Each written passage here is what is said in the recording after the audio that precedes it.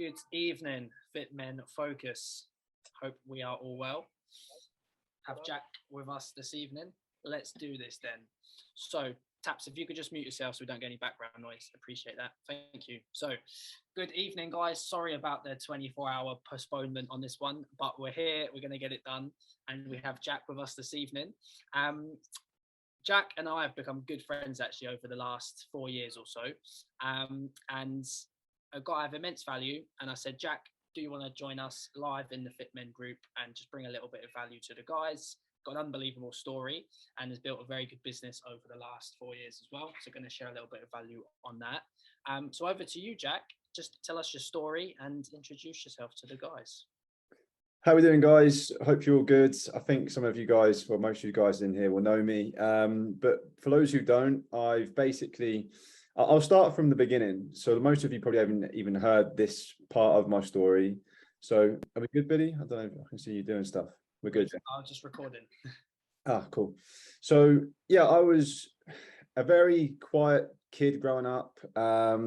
Basically loved football, but was terrible at school, wasn't very academic, struggled in school with learning, and was really quite shy, introverted, but really competitive when it comes to football. So that was kind of like the route that I took. Was I played lots of football, played lots of sports, whether it was table tennis or football. I would always be mega competitive, but I never could transfer that into the classroom. I was just rubbish at school. I wasn't naughty. I struggled to learn that type of environment. So, and I was just like, my dad used to call me the burden. My brother would be really intelligent. He would get all the GCSEs, and has gone on to do incredible things in his corporate career. Whereas for me, it's not in the corporate company, it's in technology, but he's done amazing things because of with his brains. Whereas for me, I was just good at sport and didn't really know what I was going to do with my life. So I basically left school and was like, well, what do I do now? Went to college, and there was this football academy. So I thought, I'm going to go and play football for 2 years and swan it off while I figure out what I'm going to do with my life. Did that, played football with this college for 2 years, and then was still like, I don't want to go to work. What happened was I just watched my parents, I think, for so long, do a job that they didn't really like. They wasn't living like a purpose-driven life. They were just kind of going to work, and I'm forever grateful to my parents. Worked so hard in things they didn't really enjoy doing to provide a life for me and my brother. Whereas I didn't really like that route. Like, I wanted to obviously provide for my family, but I thought, surely that if I'm going to be here once, I want to do something that I really enjoy.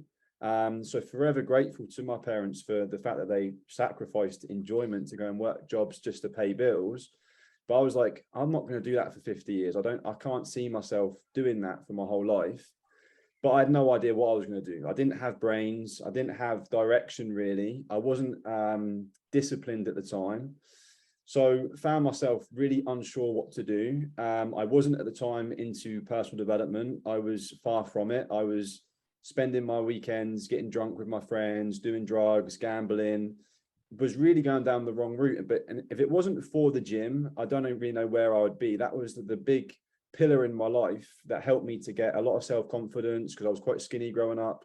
Found the gym, it was like a drug for me, going to the gym. It gave me massive confidence. I built a bit of a physique, which gave me a lot of confidence in myself. And then basically I went on to university. I thought, do you know what, I'll study to be a PE teacher because that looks cool. I'll get 6 weeks off every year. That was the only reason why I went and did it. And because it looked like, from the outside as a kid, when I watched the PE teachers, their job looked okay. But in reality, there was lots of marking, and we were all pain in the asses. So I can't imagine how okay it really was, but I didn't know of anything else that I wanted to do. So I went to uni for 3 years, didn't really apply myself. It was more of what I was doing at college, like getting drunk most of the time. It was more of a drinking and gambling degree, to be honest. And I spent all this money, and my dad was putting me up for these 3 years. And I found myself in loads of debt, just getting drunk all weekend. I was just a pain in the ass, really. And my dad was like, "What? When are you going to do something? Like, when are you going to sort yourself out?" And I was like, "I don't know." So I didn't know. I didn't know what I was going to do. So I finished uni. I got a 2-2, which isn't really that great considering you put 3 years of your life into it. Spend all that money on student finance. And there I was at the end of my degree, like, what am I going to do now? And the only thing that I was enjoying in my life, I wanted to do something that I enjoyed for work. And I was enjoying going to the gym. So I thought maybe I'll go and work in a gym for a bit. So I got my personal training qualification, went and worked in a gym. And I found my competitive streak again in that, like in training myself, in having the most clients in the gym, in becoming a successful trainer in some way, which I did over 5 years. It was great. I had a great time. I helped people get some great results, and I got myself in good shape a couple of times, done a couple of competitions. But I was 25, 26 thinking, is this going to be it now? Like I wasn't, I was so hungry for more, and just felt like I'm getting up every day at 5 a.m. I'm going to train clients until midday or whatever. Then I'd have a couple of hours break in the afternoon.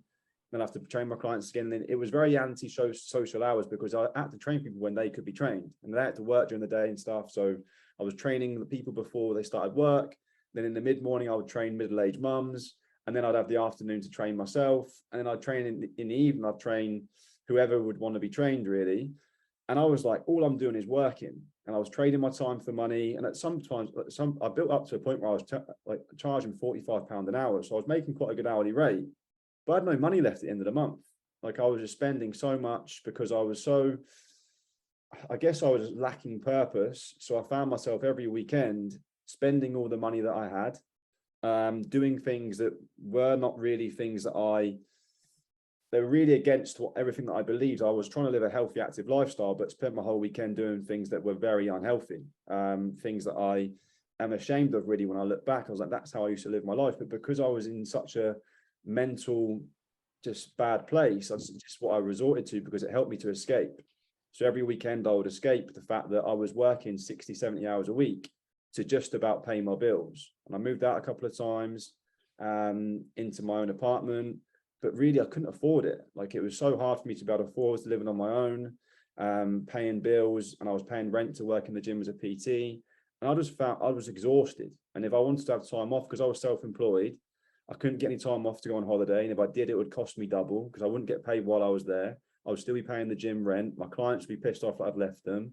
So it was just really difficult. And there were some of the things that I never used to share, because I made it out like I was a happy go, like really enjoying myself, personal trainer, fit guy, training people, having a great time, getting people results. But reality was I was struggling big time. So I twice I went traveling and escaped what I was doing for, once it was 3 months, and I traveled like Asia, Australia. And that was probably the biggest awakening I could have had. Like, I went away and I had 3 months of just freedom. And it gave me a taste for what maybe life could be like if I could do things a bit differently. And it was a massive wake up. It was like, I was 25 at the time, but I had to come back at some point to earn some money, because I ran out of money. So I came back again, and I fell back into the same habits really quickly. Found myself back in the gym, working the same hours, changing things slightly, but to be honest, it was more or less the same. And then I was like, this isn't working. And then thankfully, just come across some really good people. So at this point, I started to do personal development. So I started to really expand my mind, because before that I was quite closed-minded. I was working so hard. I was a hard-working person, but I wasn't really growing myself massively in my spare time. Like, I wasn't reading books. I wasn't really listening to audios, unless it was about the gym or about getting bigger biceps or how I could get my clients better results. I was very tunnel vision at the time. But then I just saw, I don't even know how it really happened, but I saw people talking about different things and how you can expand your mindset. I saw Will Smith talking about the book, The Alchemist by Paulo Coelho. I saw people referencing different self-help books, and I just had some gaps in my day, and I thought, you know what, I'm going to buy one.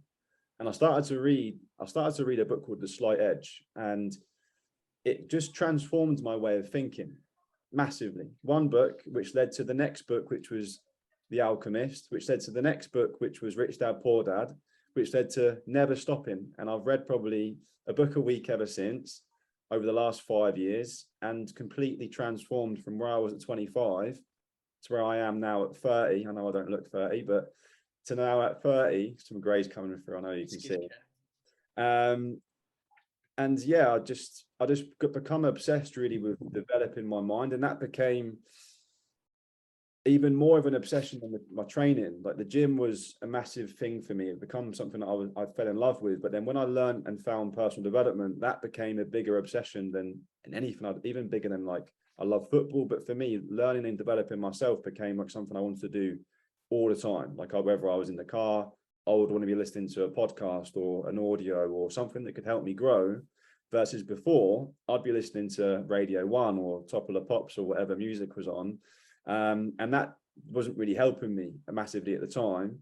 So yeah, I basically started to change the way I was thinking. And when you change the way you think, you change what you do, and you attract different opportunities into your life. And I basically found myself with a few different PT clients than I normally would get. I would attract different type of clientele, people that had goals and that had big, like, of course I had clients that had goals to get in shape, but to have clients come in with goals that were business goals and that they wanted to have really high levels of success, and I'd never really met people like that before. So when I was introduced to that, it made me, I loved being around that type of energy, that type of excitement for life and for achievement. And I just became like a sponge and was like, whatever you're doing, I'm going to go and do it too. And thankfully, I met a guy called Simon, and he basically said to me, do you know much about Herbalife Nutrition? Do you know much about network marketing? My answer was no. But thankfully, because I was doing some work on myself, rather than just saying no and that being it, like the old Jack, like I'd said no to probably 25, 30 people before about Herbalife, because I was actually starting to become more open-minded then, I just said, what is it? Tell me more about it. And Simon didn't really know. He couldn't tell me that much. He knew he was using it. He knew he was enjoying using it. He wasn't being all that consistent with it. But he was like, look, if I can get you in front of someone who can tell you about it, who's doing really well, do you want to speak to them? And I was like, yeah, I will. And that's kind of what happened. I went to visit this guy. He invited me to his house. It was similar to this. It was like an interview. I wanted to interview that guy about his success in his life. And at the time, I was in my dad's spare bedroom. Like I was creating a podcast with the Be More podcast, how to be more in your life. And I was 13 grand in debt, dad's spare bedroom, creating a podcast on being more. It was mental, really. But it created opportunities for me to get in front of people where I could learn, where I could meet new people, similar to this, which is why I like this community so much. And I went to this guy's house, asked him loads of questions. He told me his story, and I was like, if I could just achieve 10% of the success that this guy's achieving, I'm in. Like, no matter what I might have thought before about Herbalife, this guy has just handled all my objections in his story, and has showed me basically that he used to feel exactly the same, and this is what he's found. And I was like, let me try this stuff. And I was trying the products whilst I was at his house. It tasted too good to be true. I was like, if it tastes this good every day, I'd drink it, right? And I'd use it. And if it's going to make me look as good as or as healthy as he was looking, then I was going to drink it. He was in his 40s, looking like he was in his late 20s. I was like, I'm all over that. I'm looking like I'm getting a bit older here. I could do with some anti-aging products and some health products. I'm always struggling with energy. Let me try this. So that's what happened. I tried it, loved the convenience of the products. And that kind of gave me the entrance to what I guess this podcast is all about in network marketing. So it gave me, that was my yes. And then my mentor said to me, come along to an event, watch this, watch that, send me more invitations on different videos to learn, a book to read about it.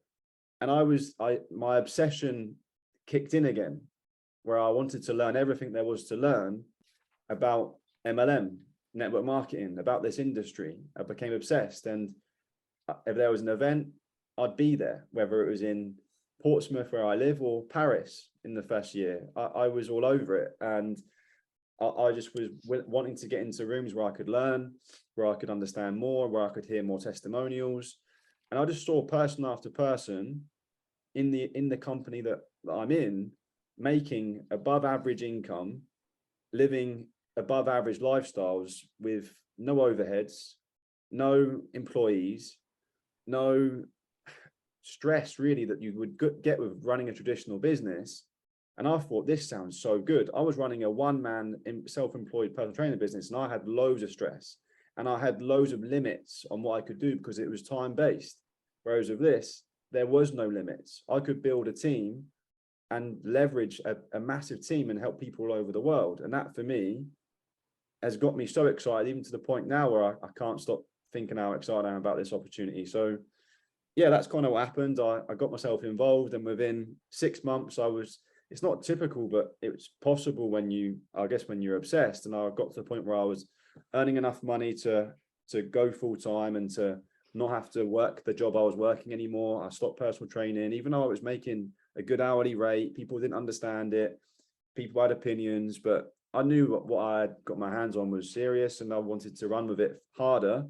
So I needed more time to do that. I wanted more time to do that, should I say. I didn't need more time. I just wanted more time, and then put all my time into it. And it's become an insane business that's impacting amazing people all over the world now. And we're just getting started. Like, it's just been a ledge 4 years, been traveling the world with this company, even though 2 years has been locked down almost. I've traveled more in the 4 years than I had probably prior to that in my whole life, almost on holiday every single month, having a great time, impacting people all over the world in the shape of my life.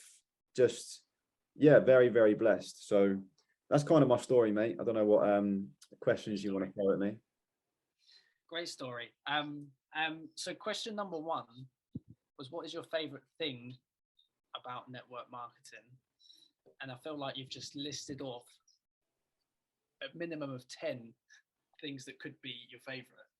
So I'm excited to hear the answer.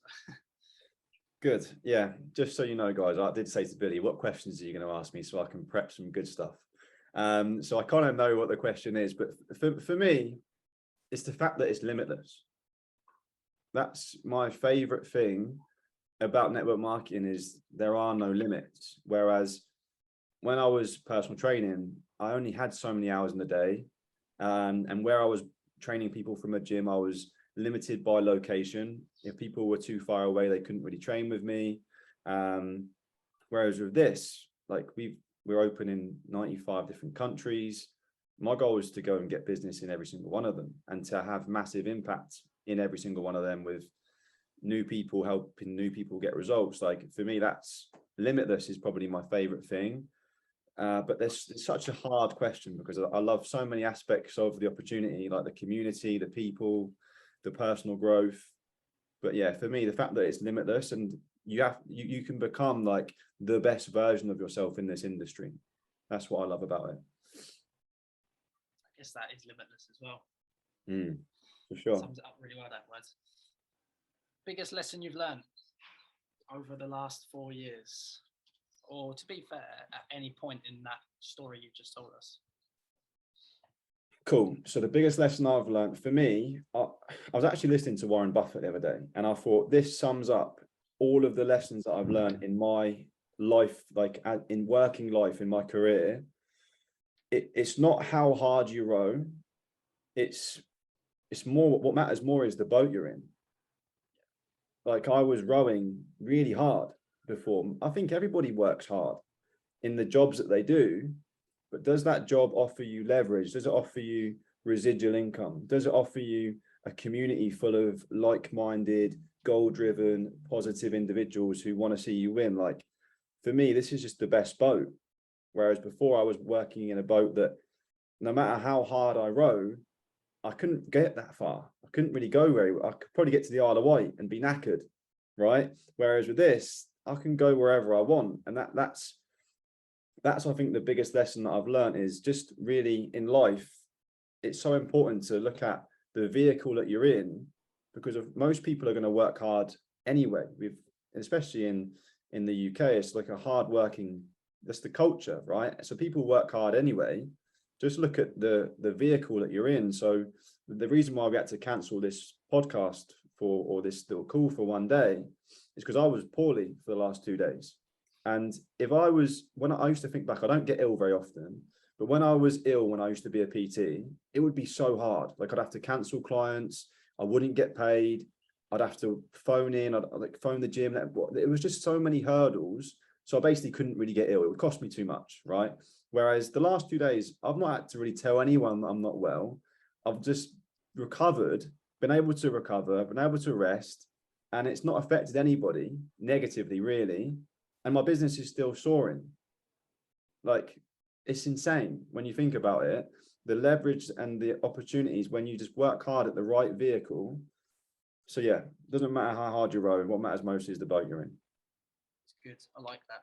Reminds me kind of about the quote about people are good people. There's not that many evil people in the world. Most people are real good people. And it's the same like you just said, for most people are real hard workers. People will work hard at anything. But I like that. What boat are you in? Question number 3, and there might be a few bits to this one, so take your time with it, answer it how you want to. Is best bit of advice for someone who is starting today in network marketing and someone who thinks that they shouldn't start? Good question. 2 good questions. So for the person who's new, very simple. And this is for whether you're in network marketing or whatever industry or job or business. Find someone who's got what you want in that industry and just do exactly what they tell you to do. That's one of the best things about network marketing is you've got an upline that there's going to be people who've got success in your upline that you can ask, what do I need to do? And they'll give you a blueprint, that they'll give you a clear plan that says, this is what I would say to do that will get you to where I am now. Like, whereas, yeah, I don't think that really exists in most jobs because they will tell you what to do to just do the job. They don't want to tell you what to do to take their job. Whereas in this kind of industry, they'll tell you what to do to overtake them. That's what they want, right? Because it benefits everybody in that way. So yeah, just find someone who's got what you want and just do exactly what they tell you to do. That's probably the biggest life hack. And then the other question was advice to someone who thinks they shouldn't join. Yeah, who's maybe heard of network marketing, had some sort of exposure to it. Yeah. Well, that was me. Not for me. That was me. And I think it's most people. I don't think there's anybody who I've met who's in the industry who was like straight away, yep, I'll join. I think everybody had some skepticism or was a little bit unsure. We didn't go to school and was like, there wasn't a teacher saying the first thing you should do when you leave school is find a network marketing company. Like, unless your teacher was Robert Kiyosaki, there isn't that doesn't happen, right? Unless you're lucky enough to have Robert Kiyosaki as your teacher. So a lot of people are naturally skeptical because it isn't the normal route, if you like. The normal route is go to college, go to uni, get a job, work till you're 70, like 40 plan, 40 hours a week, 40 years of your life, or 50 years of your life now, to retire on about 40%. Like, that didn't really inspire me, but even I was not willing to look at it for 5 years. So just be open to learning about it. Like, that's all I would say is do whatever you can to open your mind to just have a look at things. Because when I actually saw the facts and I saw the testimonials, I couldn't unsee that. No matter what I'd said before, because I'd said to people our life was crap before, because I didn't understand it. I didn't get what it was. So for me, I had to go back and say to those people, no, I was wrong. And when you've got a big ego and you're a PT, saying you was wrong is really hard to do. Or I think anyone saying you're wrong is hard, right? Like, if I say I'm wrong to Robin, my other half, I feel like the whole world's going to fall down, right? So, but I'd had to admit that I was wrong and was like, this is legit best thing I've ever seen. So have an open mind just to have a look. And if someone's reaching out to you, just be kind. Like, if they're taking out their time to invite you to something, they must be saying good about it. And just have a look. That's all I would say, because you never know what you might find. Or you might just be like someone who can refer someone. It might not be for you, but you might go, do you know what, this could be really good for this person. So just being a good referral, just by knowing it, really. Good answers. I enjoyed that. And I feel like we could go so much deeper on all of this. I feel like half an hour is nowhere near enough time. But I could talk all day about this type of business. I know. And there's enjoyment in that as well. Going deep and getting into it a lot more. There's definitely a time and a place for it. But I I think it's nice to keep these ones short to about half an hour, allow the guys in the group to catch up and listen to it again at another day. So thank you for joining me. Thank you for guys who have tuned in live. And thank you to anyone who's listening in back to this on recording. Sorry I missed the start on the recording of me introducing Jack, but he done a great job with introducing himself anyway. So closing remarks, anything you want to share with the guys, where they can find you on social media, your own podcast? Yeah, so it's Instagram at Jack Williams Fitness. My podcast is called the Be More Podcast. But yeah, closing thoughts would just be work harder on yourself than you do on your job. That has served me so well. And I love this group of guys who just want to grow, who want to be around other guys who want to grow. I think it's great. And I think we need to get more people in this type of community where they can be around other people that are going through challenges. Like, yes, I've just shared all the things that have happened that have been great, but there's been challenges in the journey, of course, like everything has that. So we're all going through challenging times. So this kind of community can help more guys to be more, to live the lives that they want to live, and to understand that we're all going through challenging times, but together we can be so much stronger. So yeah, hats off to you, mate, for putting this community together, because it's legend.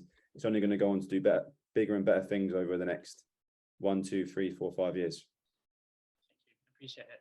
Well, thank you for your time again, and thank you for listening, everyone, and catch you all next week. Cheers, guys.